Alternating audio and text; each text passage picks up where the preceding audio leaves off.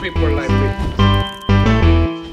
You need people like me so you can point your fucking fingers and say, that's the bad guy. That's the bad guy. That's the bad guy. That's the bad guy. That's the bad guy.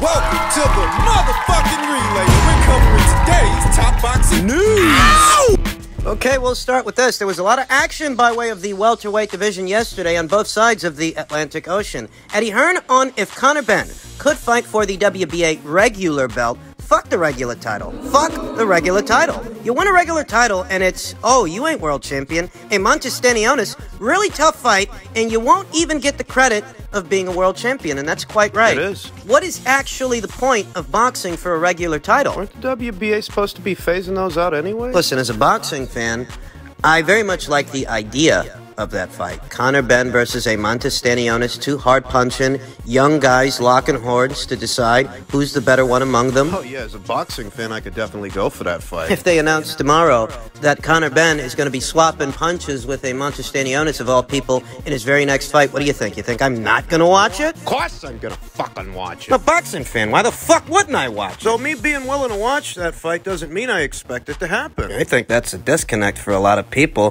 They get their wishful thinking all tangled up with the reality of the situation. And Conor Benn versus a Stanionis, anybody like him, it's not realistic. For a baby belt, least of all. But if it's not realistic, and nobody should expect it to happen, They shouldn't. one is left to wonder why they'd even ask Eddie Hearn these questions. Well, there is a precedence. There's a precedence to ask whether or not Conor Benn Gonna fight who? intends to lock horns with the likes of a Stanionis sometime in the future. There's a precedence because Conor Benn's on the WBA route. He is. He's been running around with a WBA trinket title. I understand what Eddie Hearn is saying, and I even agree with him, though it doesn't change the fact that Conor Benn is on the WBA route. He's been running around with a WBA Continental title, which can be used as a segue to eventually fight for an interim title or a regular title until he can subsequently fight for the full title. For better or worse, regardless of what Eddie Hearn is saying, Conor Benn is going the WBA route. You know, Amir Khan was at his fight yesterday. And if he knows what's good for him, he'll stay far, far away from Conor Benn. I don't think anybody, not even the Brits, want to see Conor Benn versus Amir Khan. Because the last time they saw Amir Khan, he looked like a man who had nothing left. I think they'd prefer to see Conor Benn versus Kell Brook, at least over Conor Benn versus Amir Khan. I think that. Conor Benn thinks that too. Conor Benn was asked who he'd most want to fight next. Kell Brook is number one in terms of Britain. I'm not too fussed about the Amir Khan fight. Brook would be my go-to. Then obviously you've got Keith Thurman, Danny Garcia, Mikey Garcia. I'm not too interested in Maurice Hooker. Keith Thurman, Danny Garcia, and Mikey Garcia may not be too interested in you. I don't think any of those three guys are all too interested in getting their passport out, crossing over to your side of things, your side of the Atlantic Ocean, to fight you where you're worth some money. You might have to come here to get those guys in the ring. And a fight in the United States might make sense, though I don't know if it would be against one of those guys. Because in the United Kingdom or the United States, Conor Benn is a matchroom fighter. He is exclusively a matchroom fighter, and matchroom exclusively in the United Kingdom or the United States, they work with DAZN. Which one of those fighters you mentioned are going to cross over to your side of things? Which one? Keith Thurman? Danny Garcia? Mikey would, but Mikey's still coming off a loss to Sandor Martin. The very best option in terms of finance for Conor Benn lies in the United Kingdom against Kell Brook. A fight between them could be a very big fight. The problem is Kell Brook is currently in negotiations to face Chris Eubank Jr. If things go sideways with those negotiations, then maybe we get Brook versus Benn. If they don't, he's got to keep looking. And I think he'd be barking up the wrong tree trying to get either Keith Thurman or Danny Garcia in the ring. Mikey may be. He says he's not interested in Mighty Mo Hooker, but Mighty Mo's more realistic than Danny or Keith. So is a Stanionis, the WBA's welterweight regular champion. Evanesian. He is a pro-bellum fighter. And he's a more realistic option than Danny or Keith. In terms of realistic options for Conor Benn's next fight, you have a Stanionis, you have Mighty Mo Hooker, you have Igas Kavaliauskas, the mean machine, who beat David Evanesian some years ago. You also have David Evanesian. Those are all doable fights, realistic ones. Alexis Rocha fights on the zone. By way of Golden Boy Promotions, he's a realistic option, at least more realistic than Danny Garcia, Keith Thurman. I don't know why either Eddie Hearn or Conor Benn keep bringing up these PBC guys like Keith Thurman and Danny Garcia, but as far as I'm concerned, none of that happens. What can happen doesn't seem to be to their fancy. I could go for a mean machine fight. Or I could go for a David Evanesian fight. That much on that much, I'm settled on. I could go for fights with either of those fights. But can we stop throwing around the names of PBC welterweights we all know you're not likely to get in the ring? At this point, you're just insulting people's intelligence bringing those guys up. None of those guys are going to fight on his own. Just in keeping with the theme of all of yesterday's welterweight action, here stateside, Errol Spence Jr. post-fight called out Terrence Crawford. He said he finally wants him next. And in response to that, Terrence's trainer, Brian Bomac McIntyre, stated, "We're going to fuck that dude up. Watch. Mark my words." I believe him. Ahead of yesterday's fight, I stated that regardless of what happens between Errol and Yordenis, even if Errol wins, whatever, so what? That has nothing to do with Terrence Crawford, because Terrence Crawford is a pound-for-pound fighter. Ugas is not. Nor has he ever been ranked as such. And maybe that's what we saw yesterday. The difference between a good little fighter, a good little champion, the difference between a good little fighter and a pound-for-pound fighter. Yordenis Ugas put on one of the more uninspiring performances on a big stage, a very big stage. He put on one of the more uninspiring, underwhelming performances I've ever seen. I still really can't wrap my mind around why he decided to spend so much time in the pocket without doing anything. The story is he suffered a fractured orbital bone. Some that might offer up some insight and some explanation as to why Yordenis Ugas just wasn't doing more, throwing more. Well, he suffered a fractured orbital bone. That might seem like adequate explanation to some. To me, that's the difference between a good little fighter and a pound-for-pound fighter. Because you know who else suffered a fractured orbital bone in the middle of a fight? No. Naoya Inoue. He suffered a fractured orbital bone in the middle of a fight. That didn't stop him from securing the W. And Naoya Inoue is a pound-for-pound fighter in all the ways that Ugas is not. A multi-weight champion. Unlike Ugas. A unified champion. Unlike Ugas. A pound-for-pound fighter. Unlike Ugas. That's the difference, and maybe that's what we saw yesterday, the difference between a good little fighter and a pound-for-pound fighter. You say Ugas suffered a fractured orbital bone and that affected him. Well, how'd he suffer that fractured orbital bone? How'd that happen? Could coming forward, sitting in the pocket with Errol Spence Jr., shelling up and absorbing punishment, eating those uppercuts while standing there, doing nothing, could that have had something to do with it? It's a stationary target. There's a punching bag. He fought like a fucking punching bag. And this ain't a case of sour grapes. I'm not one for wild accusations, making them, or giving in to wild conspiracy theories. I choose to take what I saw at face value. Ugas can't be very good if that was the plan of action, if that was the game plan. I said it in plain English, and I ain't taking it back. I said it ahead of the fight. It's going to take for Errol Spence Jr. to beat Yordenis Ugas in order to regain some of the trust I've lost in him. That's what it's going to take. And he did that. It seems largely in part to Ugas doing absolutely nothing. That's not a conspiracy theory. That's what happened. Ugas didn't do anything. At what point did Ugas try to make it a fight? Ugas ain't Terrence Crawford.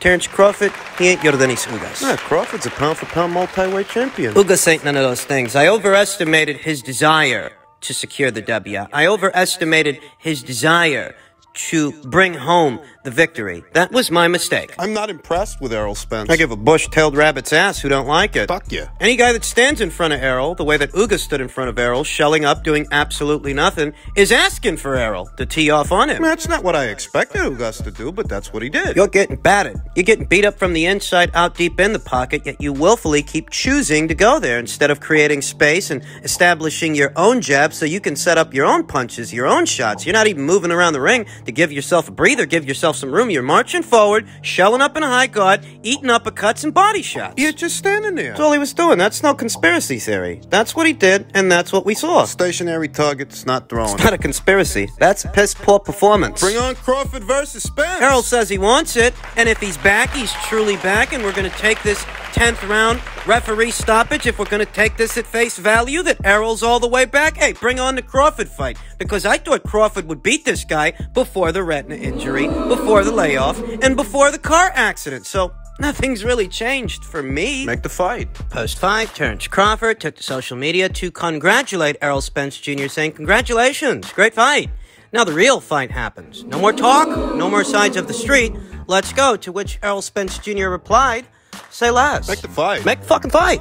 Terrence Crawford isn't under orders by the WBO to satisfy any mandatory challengers, and at this time, neither is Errol Spence Jr. He's not. He's not under orders by way of the WBA, the WBC, or the IBF to satisfy any mandatory challengers at this time. So if you're gonna do the fight, Are you? if that's what the intention is, to do the fight and do that fight next, Are you? you need to get it done now. Let's skip the foreplay, sweetheart. Usual song and dance and romance, and let's just get right to it. There's no need for any fights in between. Not at this time. No Crawford versus Thurman, no Spence versus whoever. Haven't we waited long enough? If I'm gonna take Yordenis Ugas's weird fucking performance in that weird fucking fight, if I'm just gonna take that at face value, I'm not gonna speculate, I'm just gonna take it for what it is. That he broke this guy's orbital bone the same way he broke Kell Brook's orbital bone in 2017. If I'm to take this at face value, that Spence is back, all the way back. Time off didn't hurt him. The eye is not an issue. He hasn't lost a step, and he is every inch the fighter now that he was in 2017 and before. If I'm gonna take all of that at face value, Make the fight. Make the fucking fight! make the fight. Make the fucking fight. Haven't we waited long enough? What need is there to drag this out any longer? Make the fight! Maybe you can do that to a stationary target like a Ugas. Maybe guys like me overestimated his desire to win and underestimated Errol Spence Jr. I mean, maybe I did. If I'm guilty of that, I'm not going to apologize for it. Why the fuck would I apologize, and who would I be apologizing to? I can only tell you what I think. I got there. I can only tell you what I think. And if you want to know what I think, and you're here, so I'll assume that you do, even with that performance. Remember, you came here. Ugas ain't Crawford. He's not. I don't care what he did to Ugas. Even if I overestimated the role that the time off and the eye injury and staying at 147 pounds for all these years, I mean, even if I overestimated the role of all of that, that was in reference to a Ugas fight. Crawford is a different kettle of fish entirely, and we all know that. That's why Errol Spence Jr. has been so selective from the very beginning as to what order he would fight for these belts. It had to be in a certain order. Errol Spence has been moving backward. He's been moving backwards all these years. And what I mean by that is, you know, the first belt that Errol Spence Jr. ever won was the IBF title from Kell Brook. Kell Brook won that title from Sean Porter. You fought those guys in reverse. Sean Porter lost Kell Brook, and Kell Brook lost to Spence. Spence moved on from Brock to a guy that Brock beat. Sean Porter. And after beating Sean Porter, he moved on to two guys that Sean Porter beat. Danny Garcia, and more recently, Yordenis Ugas. Two guys Sean Porter beat. Porter, who was beaten by Brock. Kell Brook, who to date seems to be Errol Spence Jr.'s most solid victory. Kell Brook's most solid guy you ever fought. I've always felt that Errol Spence Jr. is a fighter who has been moving backwards, moving in reverse. So it doesn't matter anymore. If there are no obstacles, no hindrances, no orders at this time to stand in the way of that fight, and Errol wants to do it, then make the fucking fight. Beating up a stationary heavy bag in Ugas doesn't change my mind. I've always thought Terrence Crawford would beat Errol Spence Jr. Not because of the retina injury, the time off, or the car accident, but because he's just a better boxer. All of that stuff didn't happen till afterwards. I'm not afraid of finding out. I say you do that fight now! Make the fight. Gonna wait another 12 months for it? Make the fight. Because I don't think for a second Terrence Crawford's going to be a stationary target like Ugas was yesterday, cowering in that shell guard, eating uppercut after uppercut without doing nothing about it. No wonder he got his orbital fractured. So allow me to state the obvious. Ugas St. Terrence Crawford. Post-fight, Errol Spence Jr., by way of his social media, said, "Most boxers don't become undisputed like me. Every belt I took from a champion." And, yeah, I mean, there's some truth to that. Yeah, Errol never won a vacant title. Every belt he took from a reigning champion. That's the truth. Though it's taken him an unusually long time to do it. When I compare Errol Spence Jr.'s undisputed run, assuming he ever becomes undisputed champion, I don't think he will, better still, if we compare his unification run to, say, Oleksandr Usyk's, Oleksandr Usyk won his first alphabet title in 2016. He won it on the road from Krzysztof Glowacki. He won every alphabet title he ever won on the road, including the ones he very recently won at heavyweight. Better still, we are referring to his undisputed run. He won his first alphabet title in 2016, and by 2018, he was his division's undisputed champion. Every title won on the road in just 2 years. 2 years. That was it. You want to know how long it's been since Errol won his first alphabet title? Errol won his first alphabet title in 2017 from Kell Brock. 2017. We're on year 5. Folks. 5 years and he's still not undisputed champion. It only took Alexander Usyk 2 years to do that. Becoming undisputed champion, it only took Josh Taylor 2 years also. To both of them.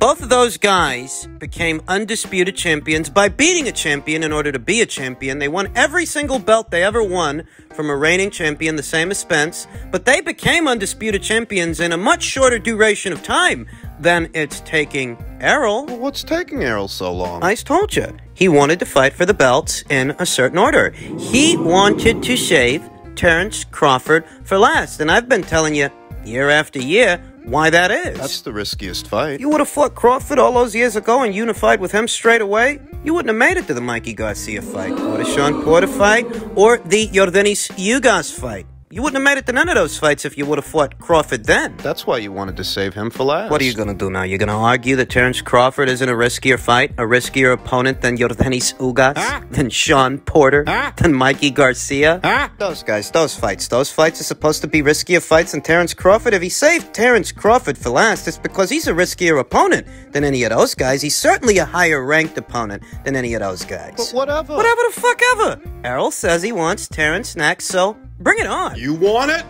You got it! I suppose that in light of Errol Spence Jr.'s recent comments about taking each one of these belts away from a reigning champion, his faction of fanatics, his fanboys, are going to echo that sentiment, not realizing fighters like Alexander Usyk and Josh Taylor, they've been doing that. What do you think? He invented it? Alexander Usyk won his first alphabet title in 2016. By 2018, he was an undisputed champion. Josh Taylor won his first alphabet title in 2019. By 2021, he was an undisputed champion. And if not for the pandemic, it would have been 2020. If not for the pandemic shutting the world down and slowing the sport down, Josh Taylor likely would have become an undisputed champion in a year's time. Canelo Alvarez, he became an undisputed champion in under a year's time by prying every single one of those super middleweight alphabet titles away from a reigning champion. Spence didn't start that, you know. What do you think? He invented it? Then stop me when I tell a lie. Beating guys that Sean Porter beat. Sean Porter, who was beaten by Kell Brock. These are the guys you're winning your belts from. They weren't unbeaten fighters, unbeaten champions like the champions that Josh Taylor beat, for example, at 140 pounds. They weren't unbeaten fighters, unbeaten champions like the champions that Alexander Usyk fought at cruiserweight. They certainly weren't unbeaten fighters, unbeaten champions like the champions that Canelo Alvarez fought at super middleweight. Well, we're supposed to think he hails the moon and the stars because he's beating guys a cut below Kell Brook? They're a level below Kell Brook. You heard what I said. Danny Garcia and Yordenis Ugas were beaten by Sean Porter. Sean Porter was beaten by Kell Brook. That makes them a level below Kell Brook. Terrence Crawford is all the things that those fighters, those champions, are not. Stop me when I tell a lie. What, I'm lying? Or is that an inconvenient truth?